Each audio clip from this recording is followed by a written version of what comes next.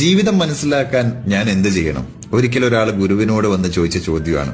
ഗുരു അയാളോട് പറഞ്ഞത് 3 സ്ഥലങ്ങൾ സന്ദർശിക്കാനാണ്. ഒന്നാമത്തത് ഒരു ഹോസ്പിറ്റലായിരുന്നു. അങ്ങനെ അയാൾ ഹോസ്പിറ്റലിലേക്ക് പോയി.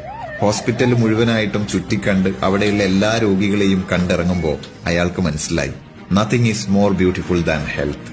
ആരോഗ്യത്തെക്കാൾ മനോഹരമായിട്ട് മറ്റൊന്നും തന്നെ ഈ ജീവിതത്തിലില്ല. ഹോസ്പിറ്റലിൽ നിന്ന് നേരെ അയാൾ ഗുരു പറഞ്ഞ 2ാമത്തെ സ്ഥലമായ ജയിലിലേക്ക് പോയി.